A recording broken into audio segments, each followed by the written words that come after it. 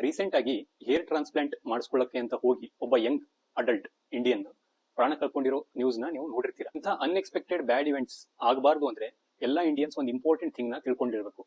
ಇತ್ತೀಚೆಗೆ ನಾವು ಏನ್ ನೋಡ್ತಿದೀವಿ ಅಂತಂದ್ರೆ, ಸಪೋಸ್ ಯಾರಿಗಾದ್ರೂ ಹುಷಾರ್ ತಪ್ಪಿದೆ ಅಥವಾ ನಿಮ್ ಫ್ಯಾಮಿಲಿ ಮೆಂಬರ್ಸ್ ಗೆ ಹುಷಾರ್ ತಪ್ಪಿದೆ ಅಂತ ಅಂದ್ರೆ ಅವರು ಗೂಗಲ್ ಅಲ್ಲಿ ಸ್ವಲ್ಪ ಆ ಇಲ್ನೆಸ್ ಬಗ್ಗೆ ನೋಡ್ಕೊಂಡ್ಬಿಟ್ಟು ಹಾಸ್ಪಿಟಲ್ಗೆ ಬರ್ತಾರೆ. ಬಂದ್ಬಿಟ್ಟು ಡಾಕ್ಟರ್ ಮುಂದೆನೆ ಆರ್ಗ್ಯುಮೆಂಟ್ ಆಗ್ಲಿ ಅಥವಾ ನಮಗೆ ಗೊತ್ತಿದೆ ಅನ್ನೋದನ್ನ ಪ್ರೂವ್ ಮಾಡಕ್ಕೆ ಹೋಗ್ತಾರೆ. ಕಾಮನ್ ಆಗಿ ಇದನ್ನ ಗೂಗಲ್ ಡಾಕ್ಟರ್ಸ್ ಅಂತ ಎಲ್ಲರೂ ಮಾತಾಡೋದನ್ನ ಕೇಳಿರ್ತೀರ. ನಾವು ಅಡ್ವೈಸ್ ಮಾಡೋದು ಏನಂದ್ರೆ, ಈ ತರ ಆ ಡಿಸೀಸ್ ಬಗ್ಗೆ ಅರ್ಧಂಬರ್ಧ ಓದ್ಕೊಂಡು ಹೋಗಿ ಅಲ್ಲಿ ನಮ್ಗೆ ಗೊತ್ತಿದೆ ಅಂತ ಪೋರ್ಟ್ರೇ ಮಾಡೋದು ಹೆಲ್ಪ್ ಆಗಲ್ಲ. ಏನಕ್ಕೆ ಅಂದ್ರೆ, ನೀವು ಯಾರ ಹತ್ರ ಹೋಗಿರ್ತಿರಲ್ಲ ಡಾಕ್ಟರ್, ಅವ್ರು ಆಲ್ರೆಡಿ ಡಿಸೀಸ್ ಆಗ್ಲಿ ಈ ತರ ಎಲ್ಲಾ ಬಾಡಿ ರಿಲೇಟೆಡ್ ಥಿಂಗ್ಸ್ ನ 8 to 10 years ಓದಿನೇ ಕೂತಿರ್ತಾರೆ. ಅದ್ರ ಬದಲು ನೀವು ಏನ್ ಮಾಡ್ಬೇಕು ಅಂತಂದ್ರೆ, ನೀವು ಹೋಗ್ತಿರೋ ಡಾಕ್ಟರ್ ಅಥವಾ ಹಾಸ್ಪಿಟಲ್ ಇರುತ್ತಲ್ಲ ಅದ್ರ ಬಗ್ಗೆ ಇನ್ಫಾರ್ಮೇಶನ್ ನ ಡೀಟೇಲ್ ಆಗಿ ಹುಡ್ಕೊಂಡು ಅವ್ರ ಡಿಗ್ರಿ ಅವ್ರ ಕ್ವಾಲಿಫಿಕೇಶನ್ ಎಲ್ಲ ನೋಡ್ಕೊಂಡು ಹೋಗಿ. ಸೊ ದಟ್ ಅಟ್ ಲೀಸ್ಟ್ ನೀವು ರಿಲಯಬಲ್ ಡಾಕ್ಟರ್ ಹತ್ರ ಹೋಗ್ತೀರಾ.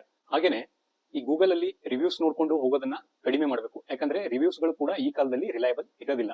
ಅದ್ರ ಬದಲು ಆಲ್ರೆಡಿ ಆ ಹಾಸ್ಪಿಟಲ್ ಅಥವಾ ಆ ಡಾಕ್ಟರ್ ಹತ್ರ ಟ್ರೀಟ್ಮೆಂಟ್ ತಗೊಂಡಿರೋರ ಹತ್ರ ಡಿಸ್ಕಸ್ ಮಾಡಿ ಅಲ್ಲಿ ಕ್ವಾಲಿಫಿಕೇಶನ್ ನ ಕನ್ಫರ್ಮ್ ಮಾಡ್ಕೊಳ್ಳಿ. ಹಾಗೇನೆ ಡಿಸೀಸ್ ನ ನಿಮ್ಗೆ ಅರ್ಥ ಮಾಡಿಸಿ ಅದ್ರ ಕಾಂಪ್ಲಿಕೇಶನ್ಸ್ ಏನಾದ್ರು ಇದ್ರೆ ನಿಮ್ಗೆ ನೀಟಾಗಿ ತಿಳಿಸ್ಕೊಟ್ಟು ಟ್ರೀಟ್ಮೆಂಟ್ ಪ್ಲಾನ್ ಏನಿದೆ ಅಂತ ನಿಮ್ ಜೊತೆ ಡಿಸ್ಕಸ್ ಮಾಡುವಂತ ಡಾಕ್ಟರ್ ಇದಾರ ಅಂತ ಕನ್ಫರ್ಮ್ ಮಾಡ್ಕೋಬೇಕು. ಕೊನೆಯದಾಗಿ ನಾವೆಲ್ಲರೂ ದುಡಿತಿರೋದು ಅಥವಾ ಗಳಿಸ್ತಿರೋದು ಒಳ್ಳೆ ಹೆಲ್ತ್ ಕಾಪಾಡ್ಕೋಬೇಕು ಅಂತ ರೀಸನ್ಗೆ.